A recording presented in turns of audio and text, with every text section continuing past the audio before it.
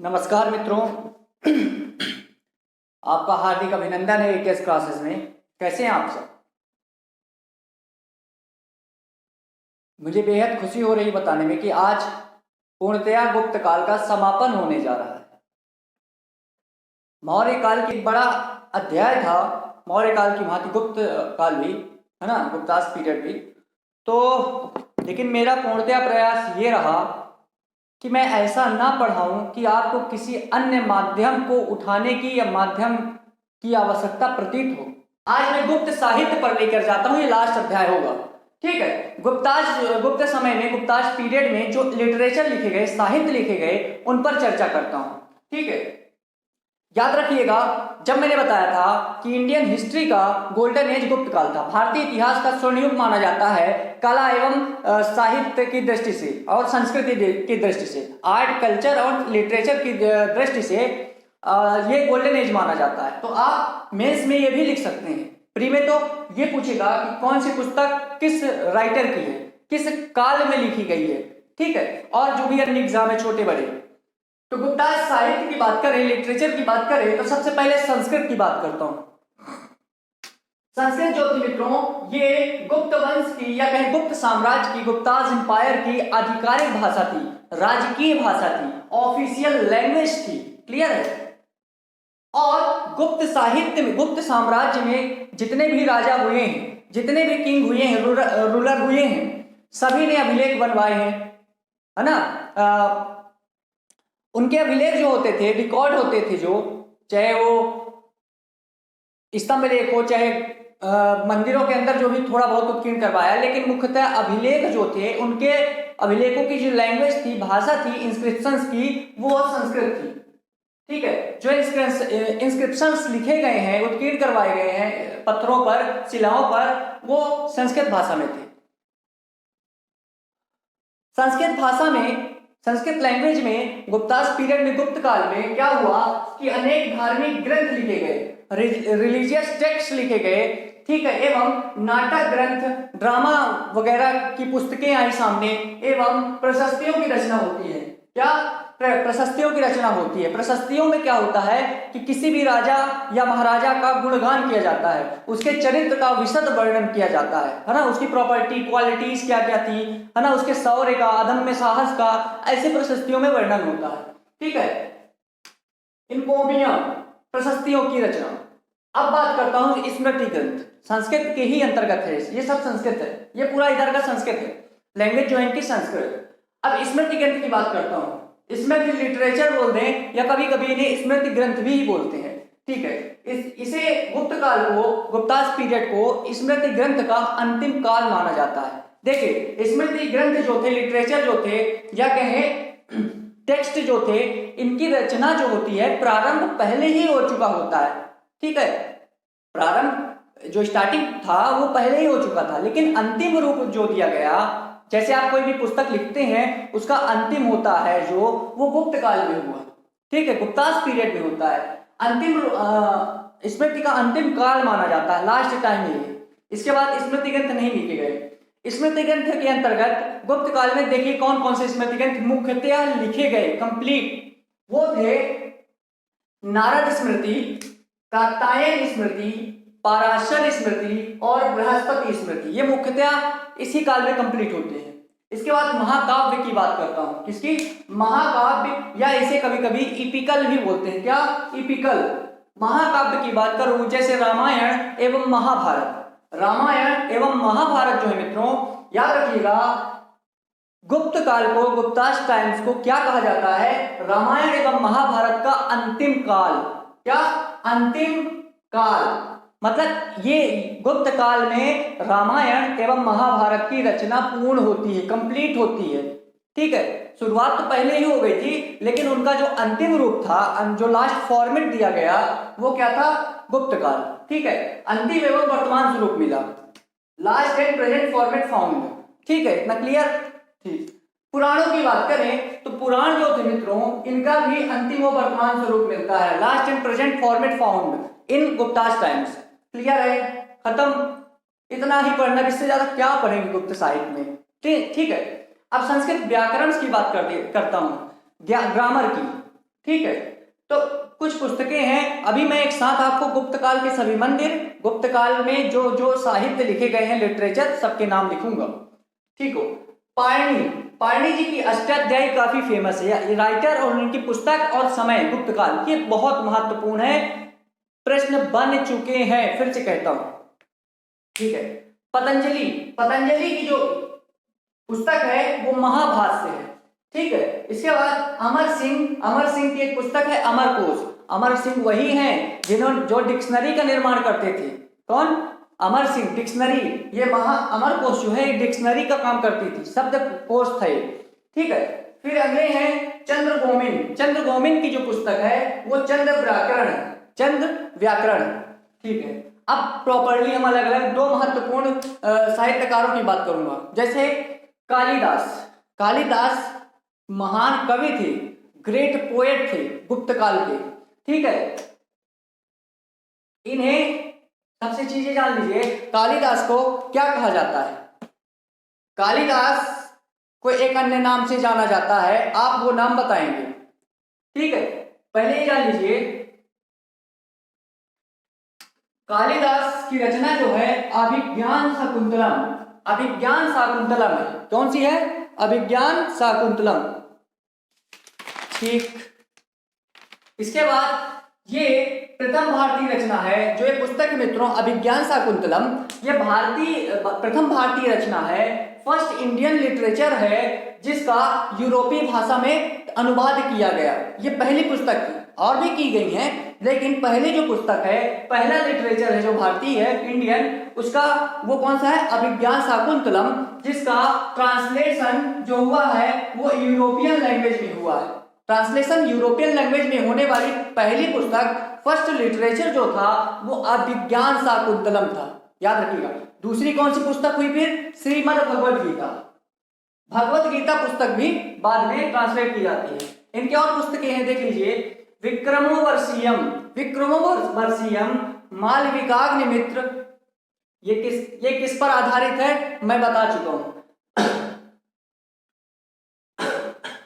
मालविकाग्निमित्र, ये दोनों नाटक है, ड्रामा है, याद रखिएगा, नाटक ग्रंथ है। फिर अगला है मेघदूतम और ऋतु संहार, ये खंड काव्य है कालिदास के। क्या? मेघदूतम और ऋतु संहार, ये याद रखिएगा, इनकी महत्वपूर्ण पुस्तकें हैं। ठीक है। अब थोड़ा सा आर्यभट्ट जी की बात करता हूं। ये महान गणितज्ञ थे, मैथमेटिशियन थे, एवं ज्योतिष का काम भी जानते थे। ठीक है। एस्ट्रोलॉजी में थोड़ा बहुत जानते थे, मेरे हिसाब से बहुत ज्यादा जानते थे, लेकिन इससे भी ज्यादा वो महान गणितज्ञ थे। ठीक है। शून्य की खोज किसने की थी? बताइएगा, उत्तर दीजिएगा। इनकी एक पुस्तक है आर्यभट्टियम। आर्यभट्टियम जो है रचनाकार आर्यभट्ट जी हैं। आर्यभट्ट जी ने ही सर्वप्रथम फर्स्टली ये बताया, स्टेटमेंट दिया कि पृथ्वी गोल है। पृथ्वी जो है, अर्थ इज राउंड, पृथ्वी गोल है, एवं पृथ्वी अपनी धुरी पर घूमती है। पृथ्वी अपनी धुरी पर घूमती है, अर्थात अपने एक्सिस में ही रोटेट्स करती है। ठीक है। Rotates on its axis. ठीक है। अपनी धुरी पर ही घूमती है पृथ्वी, और पृथ्वी गोल है। ऐसा पहला स्टेटमेंट देने वाले महान व्यक्ति कौन थे? वो हमारे आर्यभट्ट जी थे। ठीक है। जिन्होंने विश्व को बताया कि पृथ्वी गोल है। ठीक है। बौद्ध साहित्य गुप्ता काल में लिखे गए, गुप्ताश टाइम्स पे लिखे गए। कौन कौन से? जैसे बुद्धिस्ट लिटरेचर। ठीक है। याद रखिएगा, गुप्त काल से पहले जितने भी बौद्ध लिटरेचर थे, बुद्धिस्ट लिटरेचर थे, बौद्ध साहित्य थे, वो पाली भाषा में थे। किसमें थे? पाली भाषा में थे, याद रखिएगा। किंतु गुप्त काल में क्या हो गया कि जो बौद्ध साहित्य थे, बुद्धिस्ट लिटरेचर थे, उनकी लैंग्वेज क्या हो गई? वो संस्कृत भाषा हो गई। ये याद रखिएगा, अवश्य याद रखिएगा। पूर्व में पाली, गुप्त काल में संस्कृत लैंग्वेज। देखिए, दो तीन साहित्यकार हैं, उनकी पुस्तकें हैं, देख लीजिए, जो बौद्ध धर्म से साहित्य संबंधित हैं और गुप्त काल में उन्होंने अपनी पुस्तक लिखी। देखिए, असंग, असंग ने कौन सी पुस्तक लिखी? योगाचार भूमिशास्त्र। योगाचार भूमिशास्त्र असंग की है, तथा वसुबंधु अभिधम्म कोश की रचना करते हैं। वसुबंधु जी ये बौद्ध भिक्षु ही हैं। ठीक है। बौद्ध प्रचारक कह सकते हैं। अभिधम्म कोश की रचना किसने की? वसुबंधु जी ने। क्लियर है? ठीक है। अब थोड़ा सा जैन ग्रंथ भी देख लेते हैं, जैन लिटरेचर। तो सिद्धसेन जी जैन धर्म से संबंधित हैं। सिद्धसेन जी ने एक पुस्तक लिखी न्यायावतार। न्यायावतार जो है किसकी पुस्तक है? जैन ग्रंथ की पुस्तक है। रचनाकार सिद्धसेन। किस काल में? गुप्ताश टाइम्स पे। ठीक है। अब समुद्रगुप्त की एक प्रयाग प्रशस्ति देखिए। समुद्रगुप्त का एक प्रयाग रिकॉर्ड है, प्रयाग प्रशस्ति कहें, प्रयाग आर्टिकल कहें, प्रयाग रिकॉर्ड कहें, ठीक है। उसकी रचना किसने की? हरिसेन ने की थी। किसने की? हरिसेन ने की थी। ठीक है। इसके बाद मंदसौर प्रशस्ति की रचना किसने की? ये एमपी में है। मंदसौर प्रशस्ति की रचना वासुकी जी ने की। मंदसौर रिकॉर्ड या कहें मंदसौर प्रशस्ति की रचना वासुकी ने की। जबकि अंतर्गत अंतिम है, थोड़ा सा है, उसको भी पढ़ लेते हैं कि गुप्त साहित्य में, संस्कृत की बात कर रहा था मैं, तो जो अभिजात वर्ग था, अभिजात वर्ग का अर्थ होता है उच्च वर्ग। उच्च वर्ण के लोग जो होते थे, उच्च कुल के लोग, है ना, हाई क्लास बोले या हाई कास्ट के लोग बोले, उनकी जो लैंग्वेज थी, भाषा थी गुप्त काल में, गुप्ताश टाइम पे, वो संस्कृत भाषा थी। क्या थी? संस्कृत भाषा थी। जबकि जो निम्न वर्ग के लोग थे और भी जो अदर कास्ट के थे, अन्य वर्ग के थे, उनकी भाषा प्राकृत भाषा थी। कैसी थी? प्राकृत भाषा थी। शिक्षा के केंद्र कौन कौन से थे गुप्त काल में? गुप्ताश टाइम पे एजुकेशन सेंटर के रूप में जहां शिक्षा प्राप्त की जाती थी, वो कौन कौन से स्थान थे? जैसे पाटलिपुत्र हो गया, मथुरा, काशी, वल्लभी। ठीक है। इसके बाद गुप्त काल में ललित कलाएं भी सामने आती हैं, फाइन आर्ट्स। ठीक है। तो ललित कलाएं भी सामने आती हैं, जैसे संगीत, नृत्य, अभिनय कला। अभिनय मतलब परफॉर्मेंस, है ना, एक्टिंग कह सकते हैं। तो संगीत, music, dance and performance, acting, ये सब सामने आता है गुप्त काल में। संगीत, जैसे आप जानते हैं समुद्रगुप्त स्वयं संगीत प्रेमी था, है ना, म्यूजिक लवर था। उसके सिक्कों पर जो कॉइन थे उसके, उसे वीणा वादन क्या था? सिक्कों पर समुद्रगुप्त को वीणा वादन करते उसके कॉइन पर उसे दिखाया गया है। वीणा वादन मतलब हार्प प्लेइंग, हार्प प्लेइंग। ठीक है। अब थोड़ा जानते हैं कि गुप्त काल में नोट लगाया हूं, 2000 रुपए का लगा लीजिएगा। नोट में कि दशमलव अर्थात डेसिमल एवं शून्य की खोज या शून्य का अन्वेषण, इन्वेंशन ऑफ जीरो, वो दोनों गुप्त काल में ही होते हैं। गुप्ताश टाइम पे शून्य की खोज किसने की थी? उत्तर दीजिएगा, बहुत छोटा सरल प्रश्न है। ठीक है। अब बात करते हैं प्रमुख साहित्यकार, उनकी रचनाएं। जैसे आर्यभट्ट। आर्यभट्ट ने कौन सी पुस्तक लिखी? आर्यभट्टियम। इंग्लिश में भी यही है, मैं नहीं लिखा हूं, आप लिख लेंगे, आशा करता हूं। ठीक है। इसमें क्या है? इस पुस्तक में आर्यभट्ट जी ने क्या बताया? अंकगणित, अर्थमेटिक, बीजगणित, अलजेब्रा एवं रेखा गणित अर्थात जियोमेट्री, तीनों गणितों का इसमें विशद वर्णन किया है, एक्सप्लेन किया है आर्यभट्ट ने अपनी पुस्तक आर्यभट्टियम ग्रंथ में।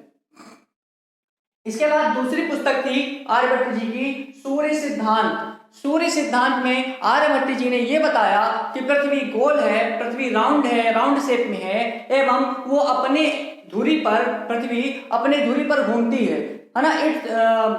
The earth is rotate on its axis. ठीक है।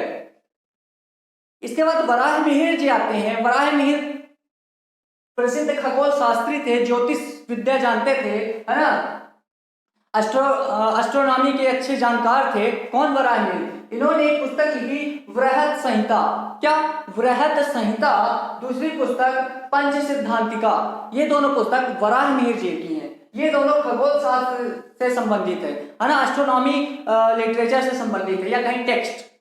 इसके बाद ब्रह्मगुप्त जी आते हैं। ब्रह्मगुप्त जी ने एक पुस्तक लिखी, उसका नाम है ब्रह्म सिद्धांत। क्या? ब्रह्म सिद्धांत। ठीक है। अब मैं बात करूंगा धन्वंतरी। याद रखिएगा, गुप्त काल में, गुप्ताश टाइम में दो महान डॉक्टर थे, वैद्य थे। कौन? धन्वंतरी एवं सुरसुत। नाम सुना होगा आपने, सुरसुत। एक आपसे मैं प्रश्न मेरे मन में आया, आपसे पूछ रहा हूं, चरक किसके राज्य वैद्य थे और जीवक किसके राज्य वैद्य थे? आप बताएंगे। चरक कौन थे? ठीक है। धन्वंतरी ने, पहले जान लीजिए धन्वंतरी थे कौन। ये आयुर्वेदाचार्य थे, आयुर्वेद के अच्छे खासा जानकारी रखते थे। ठीक है। इन्होंने एक पुस्तक लिखी, उसका नाम है रस चिकित्सा। रस चिकित्सा। इसके बाद याद रखिएगा, दो अलग पुस्तकें हैं, ये दोनों पुस्तकें हैं। एक तो नवीनीतकम जो पुस्तक है, जो बुक है, ये चिकित्सा से संबंधित है। किससे? मेडिकल से संबंधित है। कौन सी बुक? नवीनतम। ठीक है। अगली बुक है हस्त्यायुर्वेद एवं अश्वशास्त्र।